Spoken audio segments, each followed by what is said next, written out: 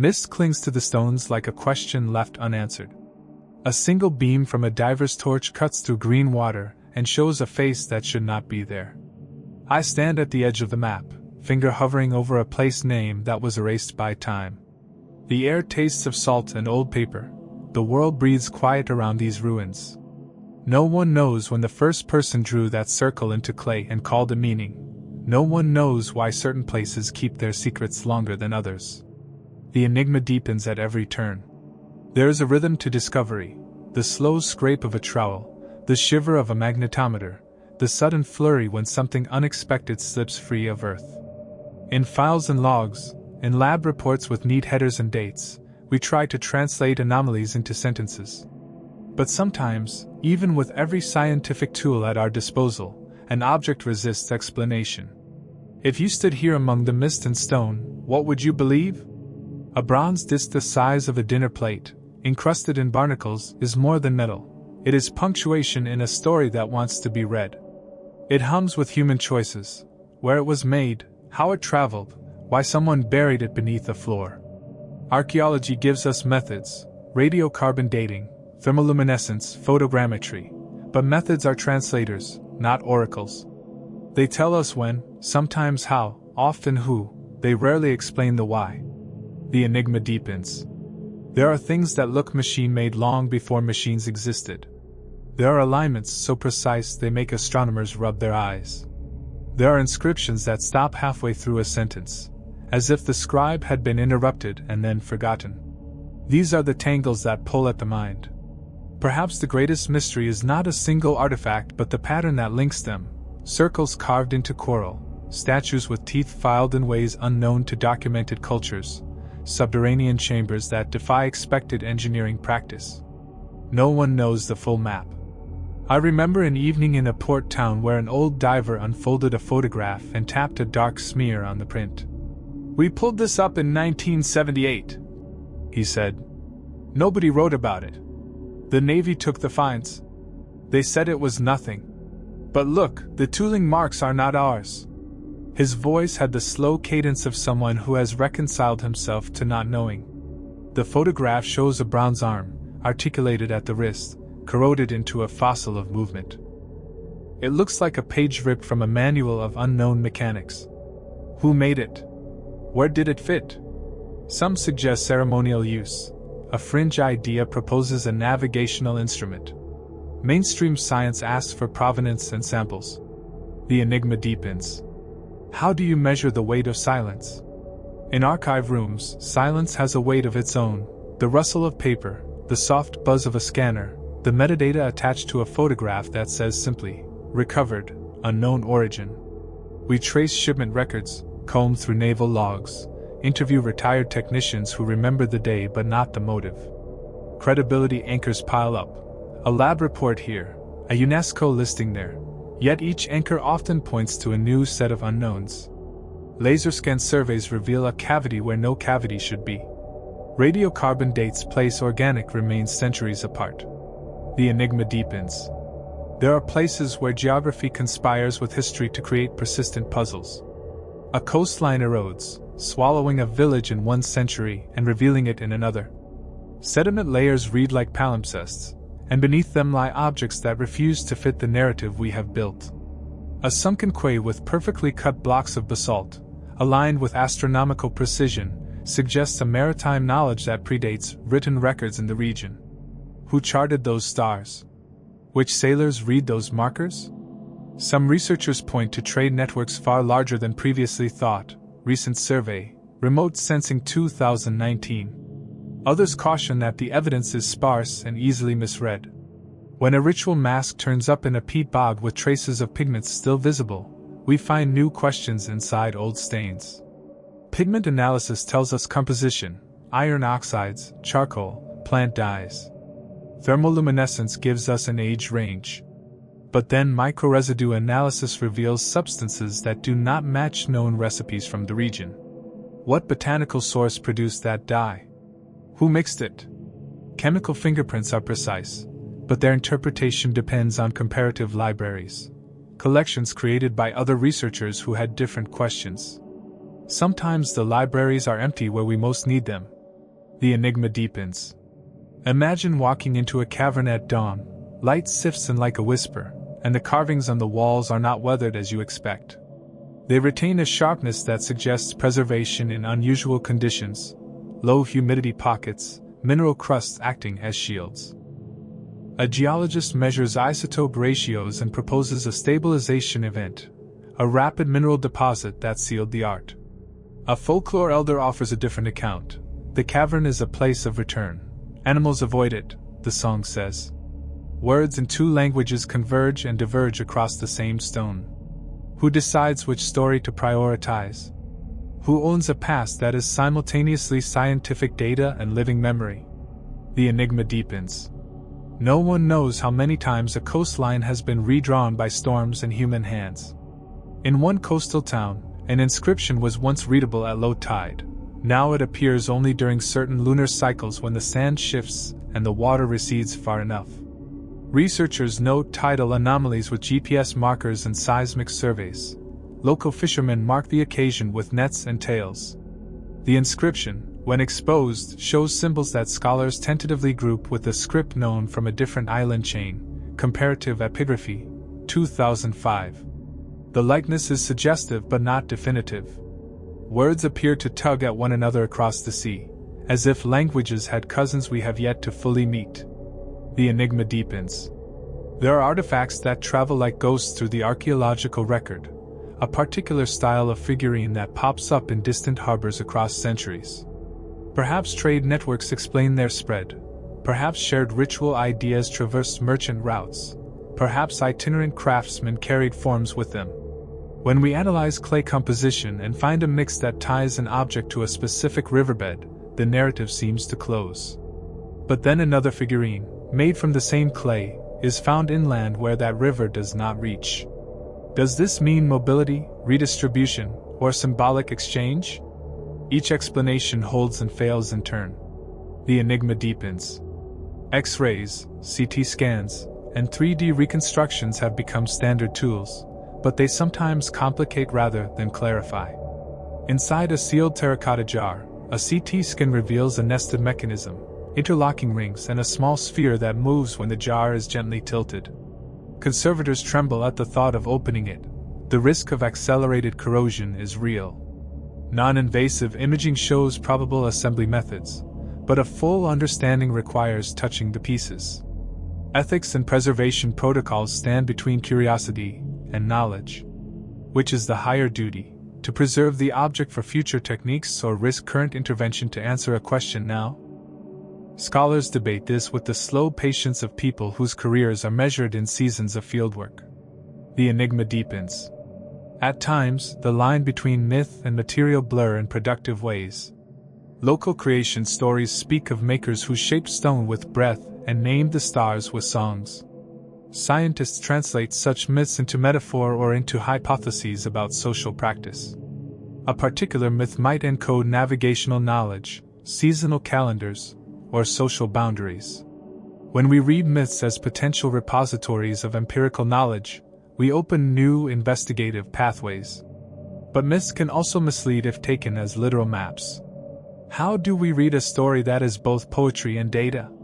How do we honor the people who still live with those stories while we sample, date, and classify their traces?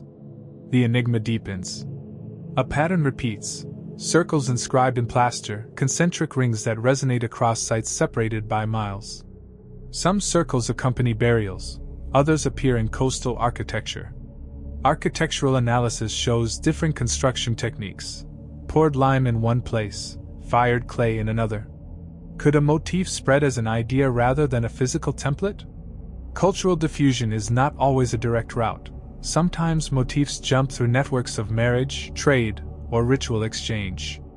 Scholars propose models, run simulations, and test predictions against material culture.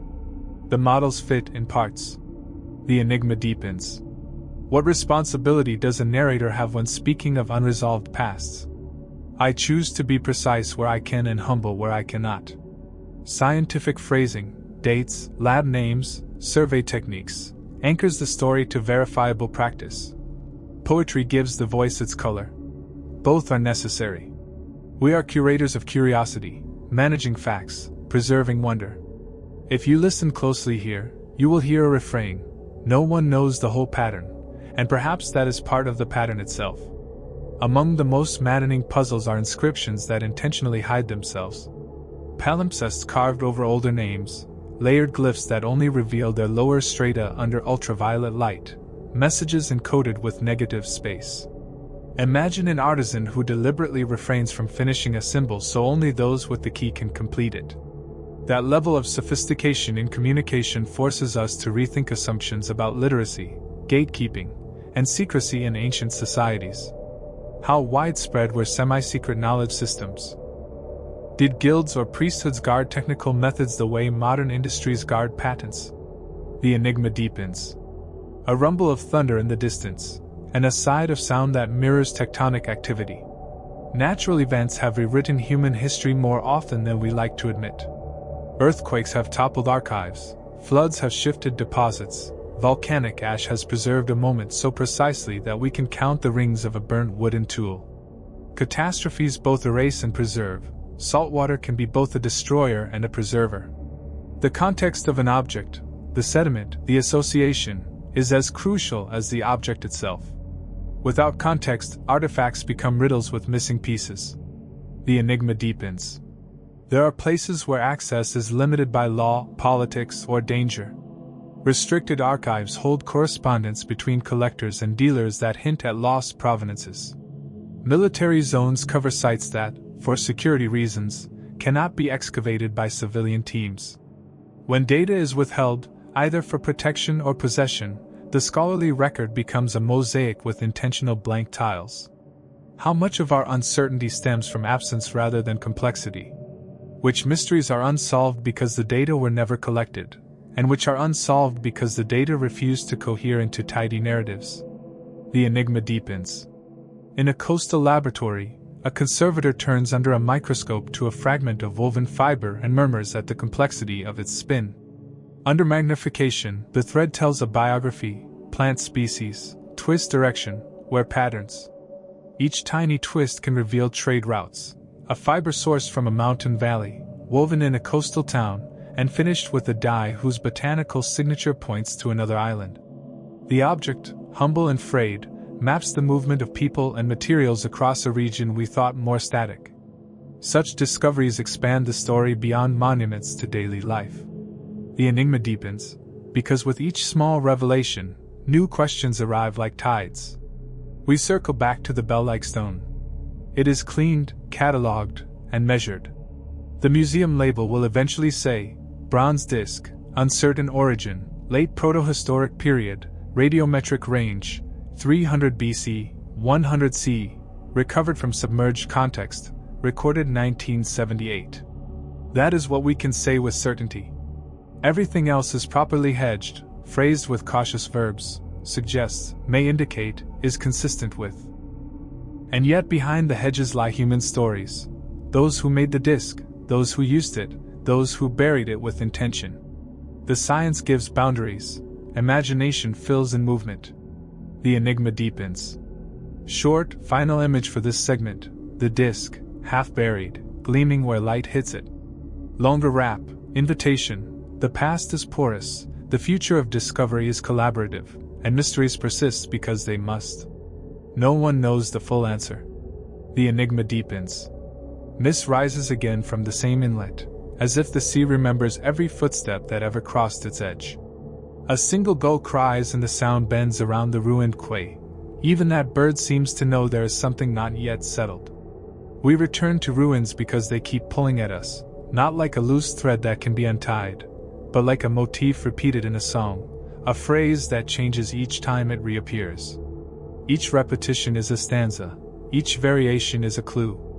Consider a quay paved with basalt blocks, each cut with uncanny precision. The grooves fit like a mason's perfect seam, tolerances measured in millimeters.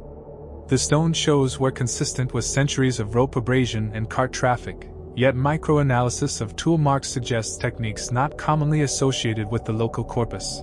Laserscan survey, recent fieldwork. Who mastered those cuts? Who mapped the geometry before mortar hardened? The enigma deepens. There are nights when the lab hums like a hive, and the fluorescing screens show false color renders of objects we cannot yet touch. Conservators and analysts, people with steady hands and language like sample integrity and stratigraphic context, work under carefully calibrated lights. They whisper about isotopic ratios and depositional anomalies. In one case, a wooden beam from a submerged structure yielded dendrochronological rings that matched chronologies from an inland valley, dendro study, comparative dendrology. The wood season of felling conflicts with the supposed construction phase of the quay, suggesting reuse or migration of materials. Reuse is a common answer. Migration is less tidy. The more tidy answers fall apart under scrutiny, and the more exotic ones demand evidence we do not yet have. The enigma deepens. A child's toy, corroded to the point of being unrecognizable, sits next to a shattered amphora in a layer dated to different centuries. Layering is the archaeologist's puzzle box. Each sedimentary sheet is a chapter written in dust and bone. In a coastal trench, we confront time built not as a single linear narrative but as a braided river. Storm surges deposit a new chapter overnight. Human activity buries another. Radiocarbon results give ranges, not punctual dates, and material culture ties to stylistic chronologies that shift as new finds arrive. When a child's bone bead and a foreign coin appear in the same sealed pocket, the simplest explanation is trade or movement. Yet how that movement occurred, by migration, by voyaging merchants, by pillage, is rarely captured in a single dataset. We stitch together possibilities, each with its own probabilities and moral inconveniences. The enigma deepens. The language of materials is precise.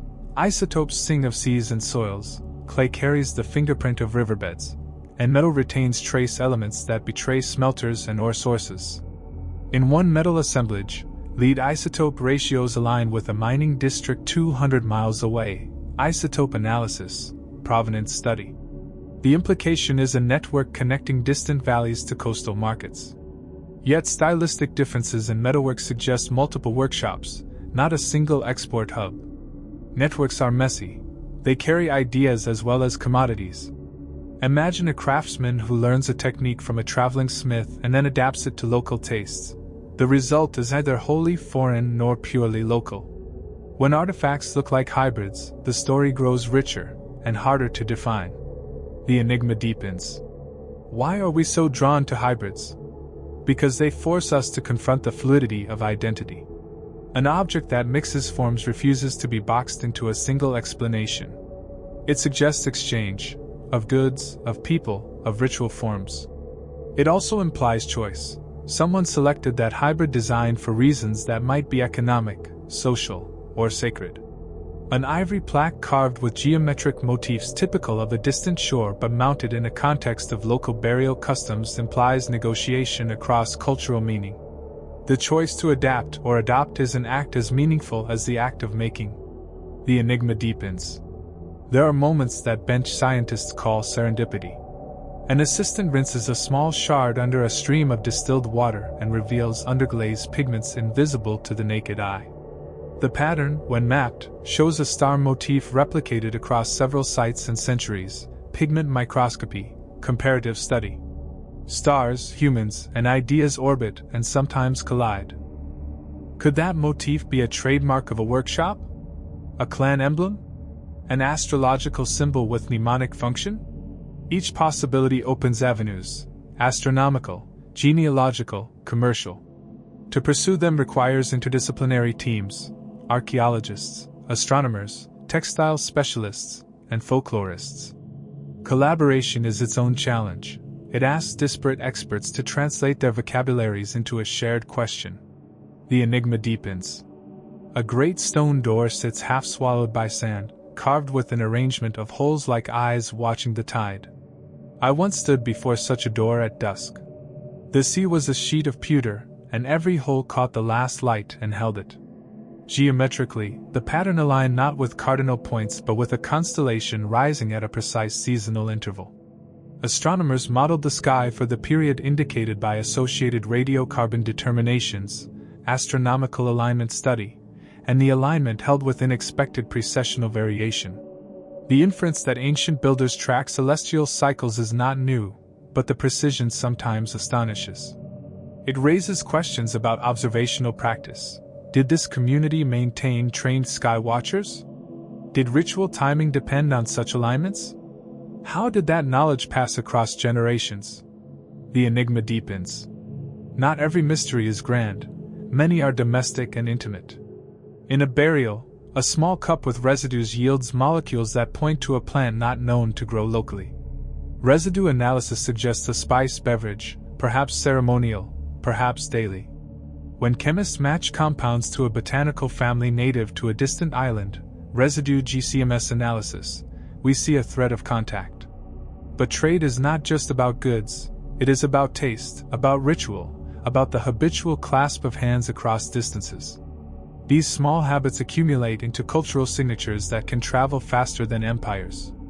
The enigma deepens. Sometimes the past resists being nicely interpretive because of deliberate concealment. Cache pits contain deliberately broken objects, votive deposits where community members smash their valuables as offerings, ritual deposition patterns. Why destroy to dedicate? Because the act of breaking can transform an item from the profane to the sacred. Its utility is removed and it becomes an offering. We can measure impact flakes, refit shards, and model breakage patterns, but the meaning is internal to the society that performed the act. We rely on ethnographic parallels, which are helpful but never perfect analogs. The enigma deepens. A ledger from a colonial warehouse lists shipments with laconic entries. Miscellanea. Those few words condemn us to speculation. Archives are partial maps written by administrative priorities. Dealers' ledgers, customs records, and ship manifests give clues, yet often the most interesting items are filed under generic terms that reveal their value to a particular bureaucracy rather than to lived communities. When an object is described as miscellanea, it invites historians to pry, and sometimes the pry rewards us with invoices that trace objects across oceans. Provenance, when reconstructed, can rewrite narratives, revealing long-distance patrons, cultural appropriations, or illicit chains. The enigma deepens.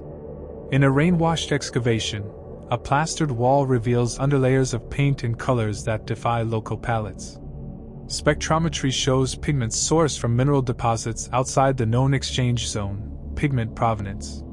An artisan's palette becomes evidence of extraordinary trade routes, or of itinerant artisanship. The presence of non-local pigments raises questions about identity and desire. What compelled patrons to commission these colors? Were they status markers, imitations, or expressions of belief? Color is a social language. Decoding it demands attention to aesthetics alongside chemistry. The enigma deepens.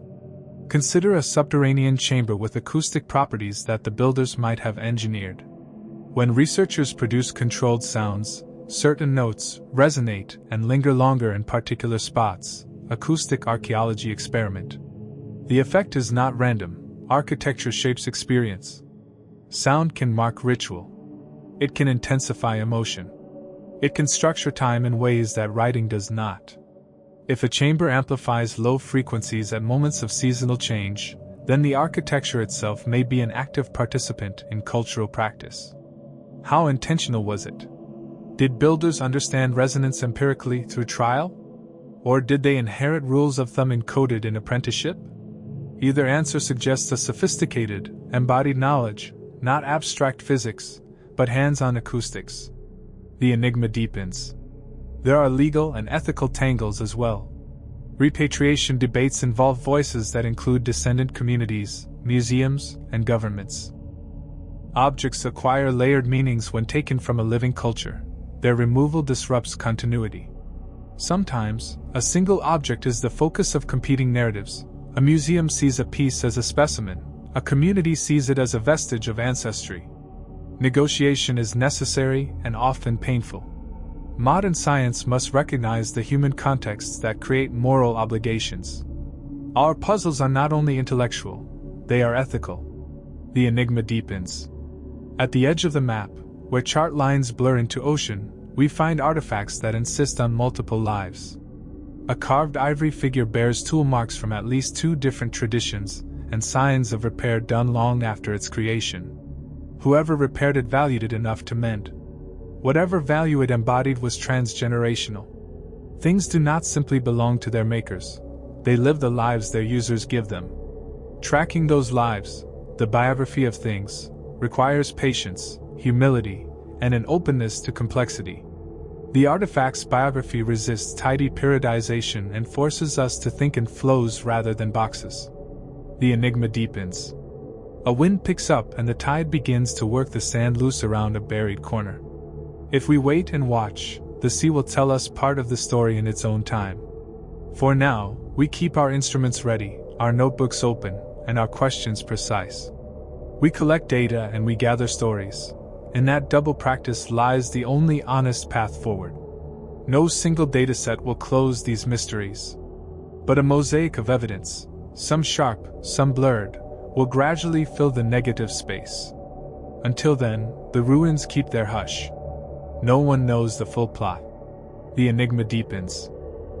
The tide hushes like a withheld answer. A single lantern swings over a trench and throws the skeleton of a wall into hard silhouette. We keep digging because holes make stories possible. The act of uncovering is a conversation between hands and earth. Small finds speak in tiny voices. A bead with a microscopic cut, a nail bent precisely in half, a scrap of textile whose weave pattern matches no catalog. Each fragment insists on attention. Scientists translate the voice into measurements and probabilities, radiocarbon ranges, isotopic ratios, stratigraphic positions, but translation is never total. Something slips between the numbers and the living image of people who use those objects day after ordinary day. The enigma deepens. Light moves through a shaft and reveals spiral tool marks, concentric as tree rings. Who turned that spiral? An apprentice with a chisel learning curves? A master experimenting with a pattern of resonance? The mark is both physical and rhetorical. It asks us to imagine a hand, a posture, a repetition of motion over months. Experimental archaeology tries to recreate such gestures, experimental replication studies, setting up workshops where modern smiths attempt ancient techniques to learn the tacit rules embedded in motion. The results teach more than the eye could glean from the finished piece because technique is embodied knowledge, a grammar of muscle memory. If we reconstruct the process, we approximate the person. The enigma deepens. A child's laugh seems to swim through the excavation, though no child is present. Objects carry traces of lives that are not monumental. A spoon with a notched handle fits a hand in the same way a melody fits an ear. Use-wear analysis shows where fingers rubbed, where oil darkened a rim, where repairs were made with thrift and care. These domestic rhythms reveal values: repair over discard, adaptation over replacement. When a community prioritizes mendings, it tells a social story about scarcity, about memory, and about the things we choose to keep. The enigma deepens. A bell rings in a distant monastery, and the sound bends like a question mark over the valley. Monumental sites often hog the spotlight, but marginal places, way stations, small shrines, roadside markers, hold connective tissue. They are the glue of networks, places where travelers left messages, offerings, or objects that attest to routes otherwise invisible to grand narratives. GIS mapping of minor sites sometimes reconstructs trade corridors that pottery-shirred distributions hint at but never fully expose. Spatial analysis, GIS survey. When we link these nodes, the skeleton of past movement emerges. It is not tidy, it is networked, tangled, human.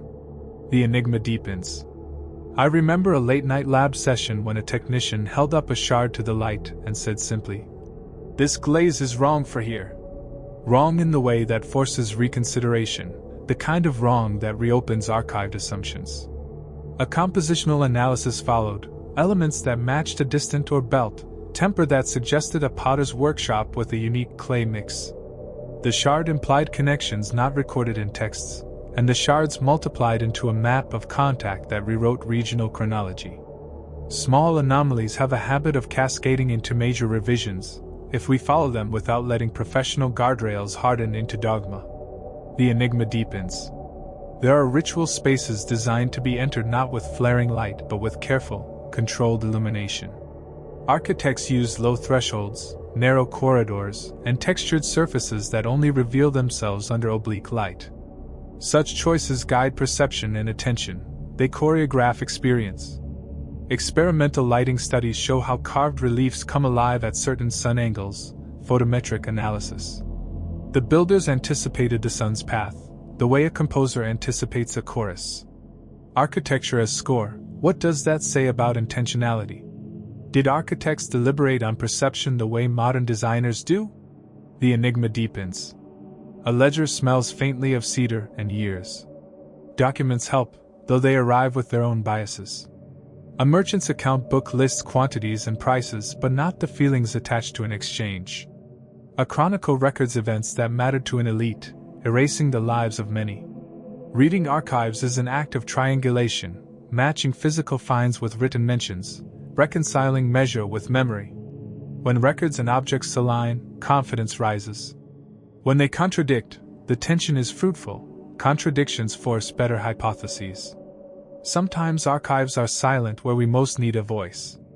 Then we listen to the things themselves. The enigma deepens. A night watchman once told me that, in winter, the stones sing when frost moves through them. Local knowledge, the practical lore of fishermen, smiths, and elders, often preserves insights that formal archaeology initially dismisses. Ethnoarchaeology takes those voices seriously, recording practices and memories that illuminate material traces. A boatmaker's method of plank fastening explains a construction detail that puzzled engineers. A fisher's recollection of a submerged reef clarifies sediment deposition patterns. People who live with landscapes carry observational datasets accumulated across lifetimes. Marrying that lived knowledge with lab data is delicate work but often transformative. The enigma deepens. Sometimes, a find is deliberately obfuscated, an object hidden within another, an inscription sanded away and then repainted. People conceal for reasons we can only guess: protection, shame, ritual caution. In one case, a burial chamber revealed a cache hidden inside a ceramic figurine, itself wrapped in fabric with symbols forbidden to ordinary eyes. The cache contained small tools and a broken mirror, items whose domesticness contradicts the secrecy. Were they hidden to preserve their power, to keep them from thieves, or to mute their danger? The artifact's silence on motive forces us to reconstruct social context from indirect evidence, placement patterns, parallel ethnography, and the logic of secrecy. The enigma deepens. A tidal pool catches a fragment of glass and it flashes like a shard of sky. Glass, once rare and costly, travels quickly through hands and seas. Chemical analysis of glass beads and vessel fragments indicates trade routes and technological diffusion. Glass compositional analysis. A bead's trace elements can point to a furnace hundreds of miles away. When those beads appear in burial contexts with local ornamentation, we see assimilation, foreign goods woven into local identity. Exchanges are aesthetic as well as economic. People choose which foreign things to keep and which to discard, and that choice teaches us about values and identity. The enigma deepens. A courtyard full of fallen columns smells of rain and lichen. Collapse is not just destruction, it is a transformation.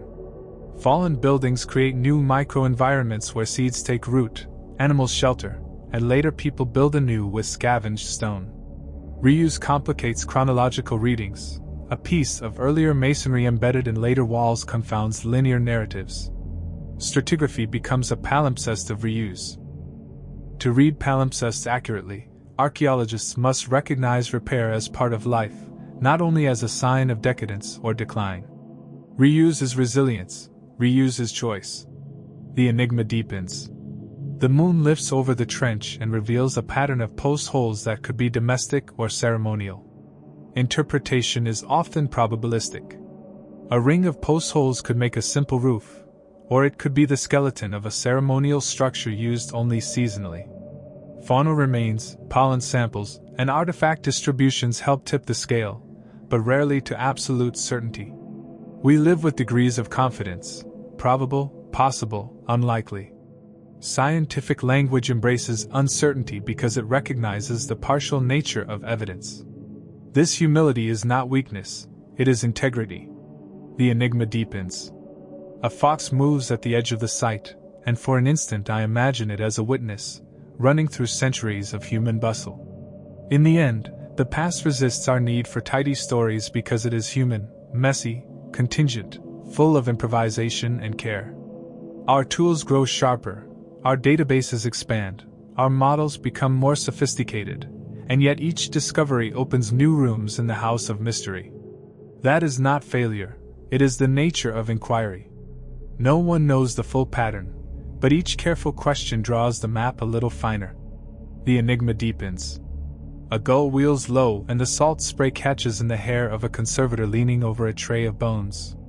A thumbnail scrape reveals a notch on a rib that is not butchery, it is a delicate incision, a practiced gesture. We study gestures because people record themselves with motion long before they wrote. Cut marks teach hands how to move. Polished patterns teach which instruments slid across a surface most. In one burial, a pattern of tiny incisions around the wrist bone suggests a symbolic binding, not functional, but deliberate.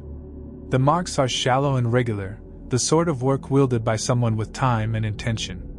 Experimental replication shows the marks take patience rather than force. Who held the knife? Was it an apprentice, a ritual specialist, a relative? Each hypothesis shifts the portrait of the dead into a different social world. The enigma deepens.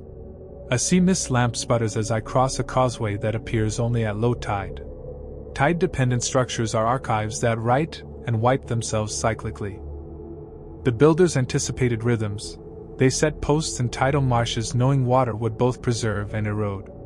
In one case, wooden piles preserved under anaerobic silt reveal not only construction but repair episodes. Different notch patterns on the same post, each a layer of care recorded as carpentry. Dendrochronology dates the repairs. The sequence shows a site maintained across generations, with architectural memory passed from hands to hands. Maintenance, not abandonment, becomes the story. The enigma deepens. A hinge creaks in a sealed chest, and the smell that rises is not dust but citrus and iron. Residues surprise us.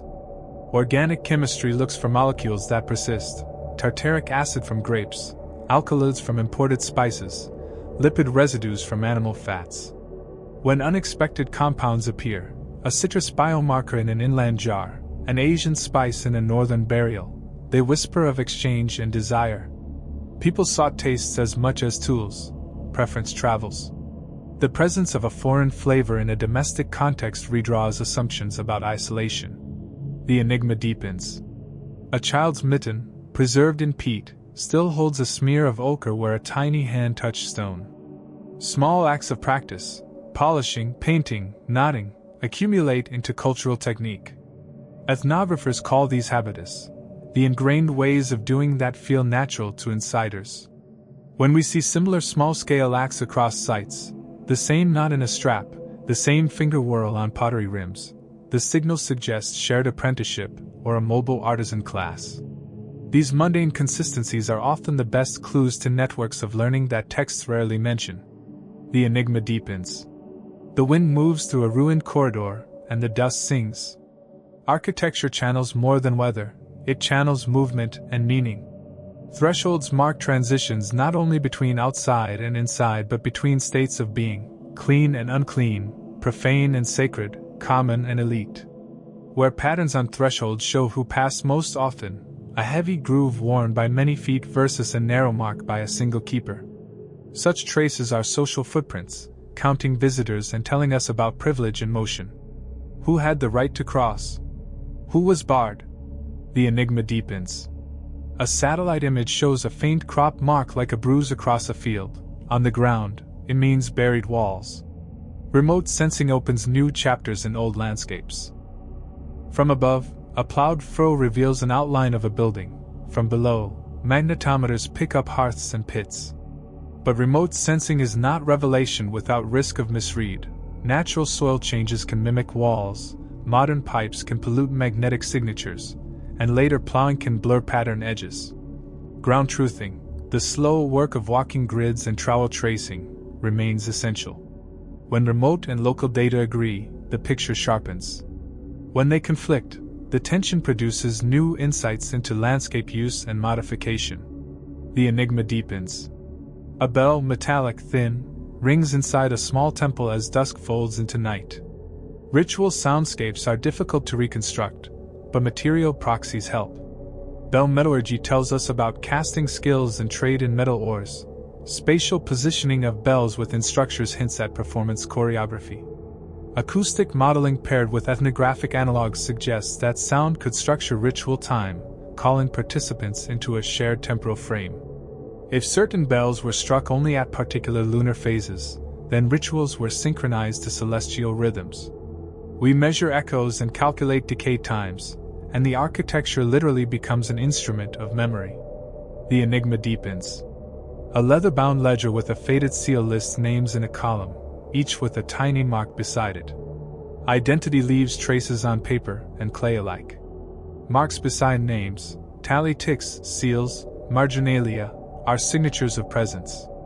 When names reappear across ledgers in different ports, they map networks of persons, merchants, agents, trustees.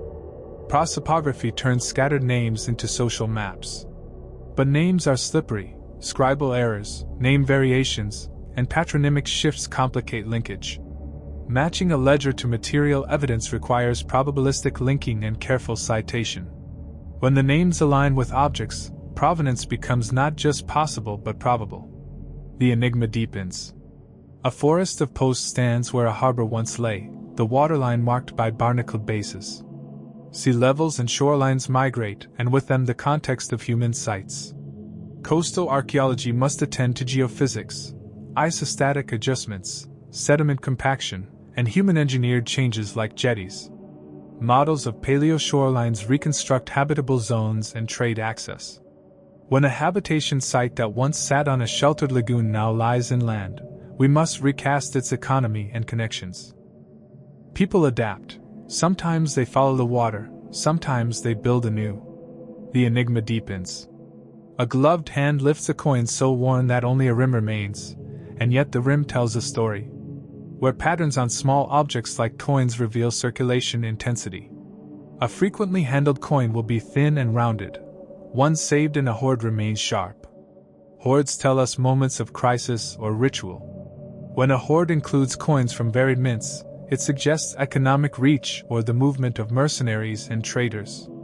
Metallurgical analysis reveals debasement episodes, linking economic policy to material culture. The smallest pieces often speak largest about systems of value. The enigma deepens. A conservator tilts a clay cup under UV and the hidden decoration screams into visibility. Invisible inks and palimpsests haunt objects. Under alternate light, erased pigments re-emerge and reveal earlier uses or messages. A painted inscription obliterated by later paint layers can contain a dedication, an owner's name, or a prayer. Such palimpsests show temporal layering not only in structure but in meaning. Each repainting is an argument with the past. Keep, erase, update, adapt. To see beneath surfaces is to watch voices answer one another across centuries. The enigma deepens. A small group of elders gathers at the site gate and points out a tree whose roots contain a stone altar. Living memory lingers in the landscape. Trees become mnemonic devices. Certain stones are known as markers for seasonal festivals. The interplay between recorded history and living tradition is messy and generative. Descendant communities interpret material culture through ongoing practice, creating meanings that a purely scientific reading can miss. Cooperating with those communities requires humility. Academic frameworks must bend to include oral testimonies as valid, if different, data. When we do so, the story grows fuller, not less rigorous. The enigma deepens. A tide pool murmurs like a low voice. Inside it, a shell bears incised marks that mirror nearby petroglyphs. Symbol replication across media, stone, shell, textile, suggests symbolic constellations that permeate a culture. When motifs travel from monumental carving to household objects, they signal shared cosmologies. A petroglyph on a headland echoed on a child's bead reveals a society in which cosmology and daily life are braided. Decoding such symbols demands multiple lenses: semiotics, ethnography, material analysis. The enigma deepens.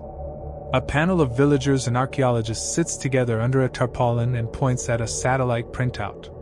Collaboration is messy and powerful. When those who live with sites are equal partners in interpretation, the resulting narrative is richer and more ethical. Sometimes community memories supply the missing name in an archive.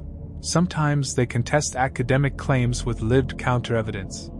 These dialogues recalibrate ownership of history and open new modes of stewardship.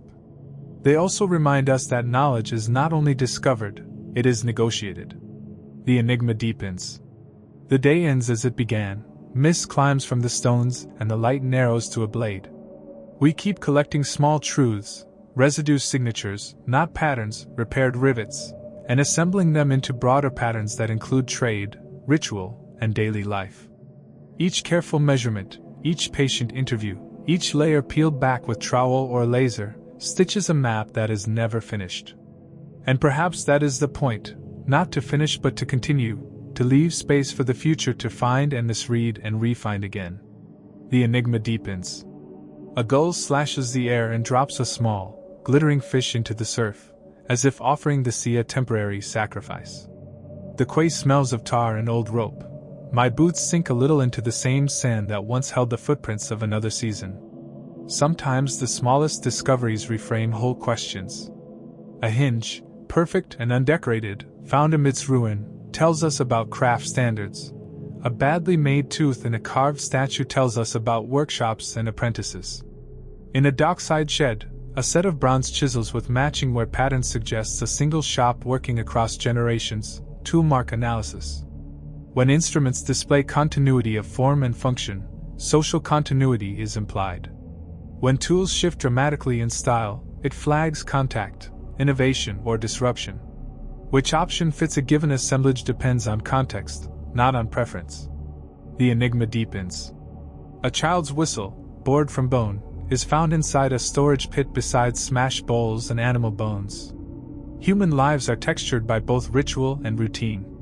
The presence of toys in the domestic refuse, objects of play found beside discarded cooking vessels, reminds us that past communities were not static repositories of solemn practice but living places of laughter and repetition.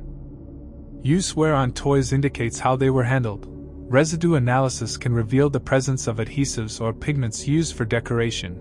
Use wear and residue studies. Social life emerges in the interstices between ceremony and kitchen. A child's laughter at evening hearth. A market haggling at dawn. The enigma deepens. A storm pushes the sea higher, and the old foundation stones drink salt with new hunger. Coastal sites live on the edge of change. They are at once hubs of connection and vulnerable archives. The chemistry of salt accelerates decay. Anaerobic mud can preserve wood for millennia.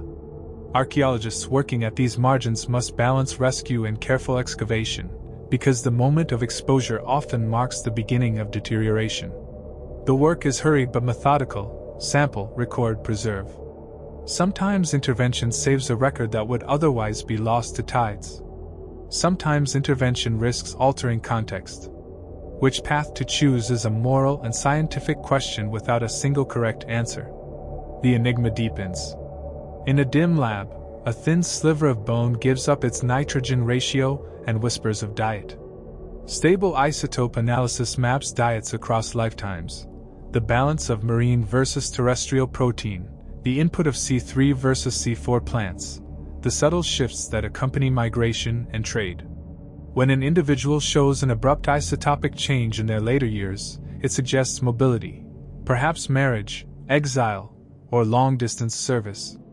When populations shift isotopically together, it suggests broad economic or environmental transformation. These chemical signatures do not lie, but their stories require careful reading and the humility to accept multiple interpretations. The enigma deepens. A night watchman hums an old sea chant while polishing a bronze buckle. Songs and rituals survive where inscriptions do not. Oral tradition can compress complex calendrical knowledge into mnemonic verse.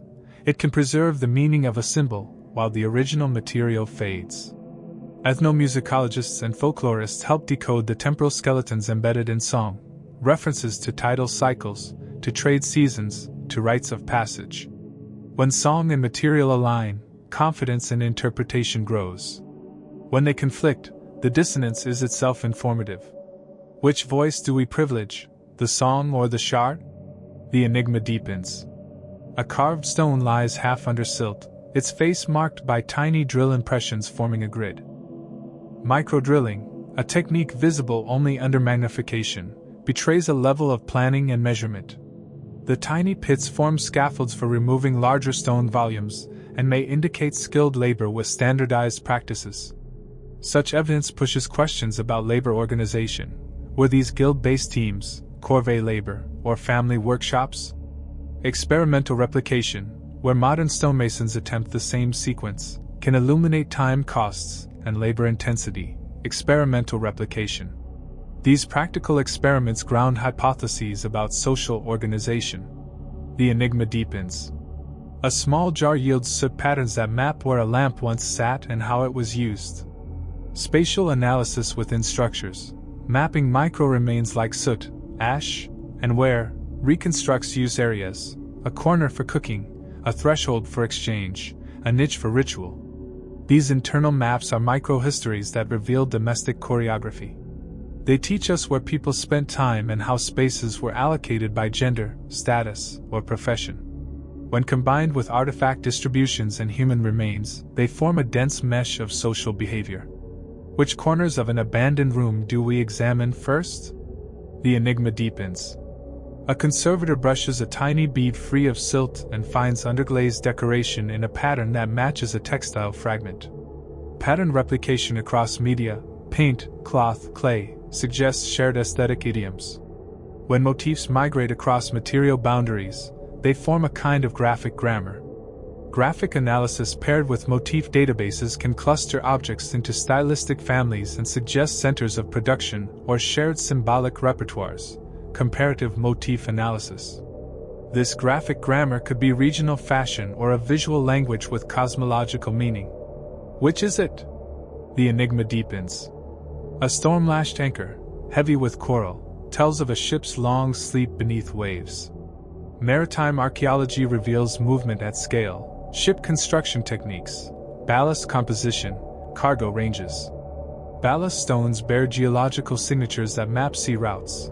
Cargo manifests, when found, rewrite trade maps.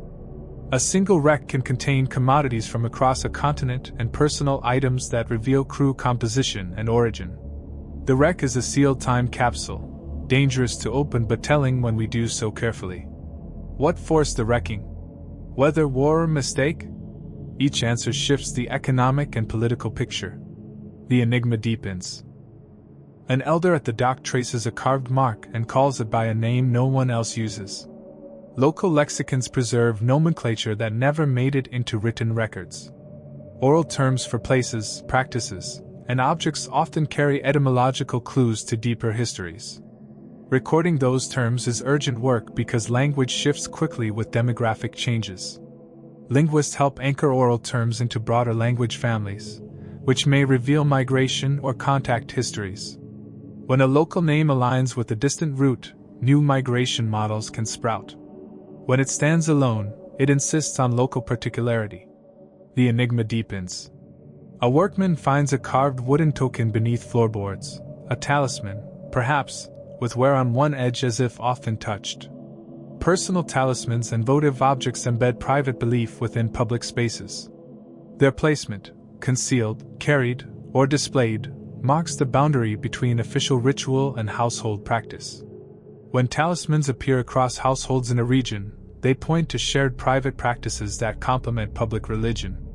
Material religion is as much about the pocket as it is about the temple. How do we read intimacy in objects buried beneath floorboards? The enigma deepens. A geophysicist points to a high-resolution magnetic map and says, "There's something out right here." Anomaly detection in geophysical surveys sparks targeted excavation. The oddities, clusters of burned material where none was expected, or subsurface voids in otherwise homogeneous soils, prompt hypotheses and field testing. Sometimes anomalies yield nothing but natural features misread. Sometimes they reveal extraordinary architecture. The best response is cautious curiosity. Test, sample, and record. The enigma deepens. The gull cries again from the same arc of sky, and the sea answers with its slow, inevitable reshaping. We continue because each answer births new questions. The past is not a locked chest but a network of doors, each of which opens onto further rooms. Scientists and storytellers both carry tools. One sharpens methods, the other shapes wonder. Together they map a world of human choice, error, beauty, and care. No one knows the full pattern. The only honest course is to keep asking, to keep measuring, and to keep listening to those who remember. The enigma deepens. The tide speaks in low, patient sentences, and the quay repeats the same secret in a new accent. I walk the line where water kisses stone and think of all the hands that ever smoothed that seam. Each smoothing is an argument with time. We have kept the discipline of the lab and the patience of the field, and those twin habits have taught us how to ask better questions. Chemistry gives us dates and markers. Remote sensing gives us shapes and voids. Oral memory gives us names and gestures. None of these alone promises closure. Together they make a provisional map, a map that demands revision, generosity, and the humility to admit gaps. The applause of certainty never arrives. Instead, we gather small certainties like pebbles and fit them into a mosaic that always has room for one more stone. The enigma deepens. A bronze disc once half buried in silt now sits under soft glass, its edges cleaned, its tool marks visible as a fingerprint of craft. Conservators took samples, isotope labs traced ores, and an elder in a village 3 coasts away murmured a name that matched an old ledger entry. Each data point tightened the weave of possibility without completely knotting it. We could say this much with care: people made, traded, repaired, hidden, and loved this object across lifetimes. The object carried many lives. It did not belong to a single narrative. The enigma deepens. At dusk I stood in the carved chamber where the holes in the stone frame a winter constellation, and I thought of the labor that learned to measure the sky without telescopes. Apprentices learned with hands and songs. Village memory preserved rituals whose notes still hang in the stones. Astronomers modeled the alignment and placed the date range. Ethnographers matched the ritual cadence to a verse that elders still recite at harvest. Science and song pointed to the same place from different paths, and for a moment the gap between them narrowed like footsteps on a causeway. The enigma deepens. We returned objects to people whose children's names were scrawled in the margins of colonial invoices. We invited them into the lab to touch their own histories and to challenge our cataloging. They taught us what a motif meant when worn as a charm, how a groove in a threshold counted the comings of a single family, how a repaired tooth in a statue signaled not incompetence but a different economy of value. The research papers that followed were richer because the living conversation reshaped our questions. That reciprocity was not merely ethical, it was epistemic. It gave us new kinds of evidence, voices that corrected silences. The enigma deepens. I think of the acoustic chamber again, how a certain low tone hangs in the air and makes the hair on one's arms prickle. We modeled decay times, measured resonant nodes, and then sat in the chamber at dusk while an elder struck a bell with a practiced hand. The sound folded into the architecture, and stories rose from both the measured echo and the remembered meaning. Science described its physics, people described its intent. Both were true in their vocabularies. The enigma deepens. Not every path led to certainty. Some led to fuller mysteries. A ledger line marked Miscellanea opened into a trail of correspondence that revealed a trader's personal devotion and a stolen object returned decades later with no apology beyond a seal. A child's midden in peat kept a smear of ochre that matched a ritual palette. A shard of glass revealed a furnace signature from a distant shore.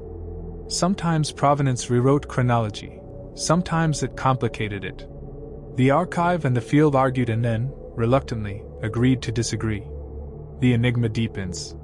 We learned to see margins as centers, roadside shrines, thresholds, toy pits, caches under floorboards. These small spaces carried the practices that sustained communities: repair over replacement, taste over necessity, secrecy over display. When we mapped where patterns and residue signatures, we found stories of everyday care that rivaled the most ornate monuments for intensity of meaning. Histories of empire and collapse are vital. but so are the histories of mending and play. The enigma deepens. At the end of a long season, we stood with an assemblage of small things: a whistle bored from bone, a repaired buckle, a coin rimmed thin by use, a talisman thumbed into shining. Together they told a domestic tale, people who navigated seas and seasons, who loved food and sound and children, who mended as they traveled, who hid things out of fear or reverence. Their biographies braided across continents and generations.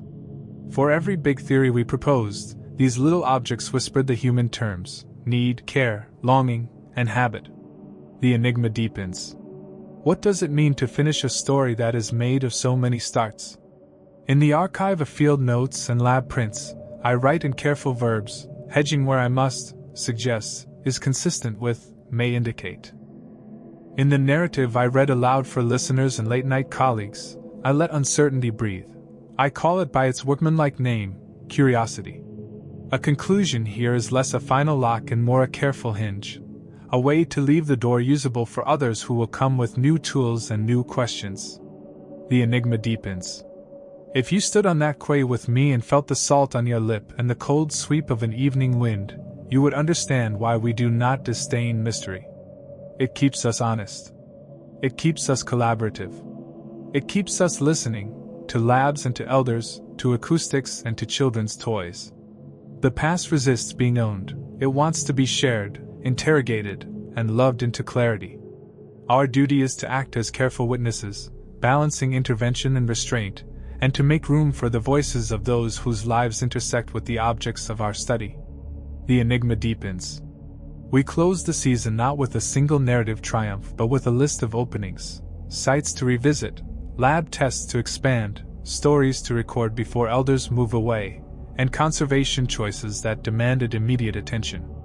We left markers in the ground and notes in the archive, and we left an invitation: come back with better questions, wider collaborations, and a readiness to be surprised. That is the only method that has proven reliable over decades: rigorous technique and generous curiosity. The enigma deepens. In the end, the circle returns to itself. The disc under glass has become a symbol in our shared story, not as answer but as promise. It is a reminder that things travel, people remember, and the networks of making and meaning are always more complex than our first models predict. We write reports, we read songs, we measure isotopes, we listen to elders. We do not close a case, we extend a conversation across time. The enigma deepens. If you asked me whether every mystery here will be solved, I will answer with the only honest reply I've learned on these shores: some will, in parts. Some will resolve in ways we do not expect, and some will remain as stubborn as the pebble that refuses to fit the mosaic. That is not failure but invitation. The story is not a lock but a field, one that calls for many hands and many kinds of attention. The enigma deepens. A gull circles once more, then quiets as the light thins, and I fold my notes and turn away from the water. The last thing I write for this season is not a conclusion but an opening line for the next inquiry. Who will come? What instruments will they bring? Which voices will be heard that we did not yet know to listen for? The past is patient. It will wait a season and then speak again in fragments that are never complete but always enough to move us forward. Mist gathers as if to hide and to bless the stones, and in that hush the world feels less like an answer and more like a promise kept across generations.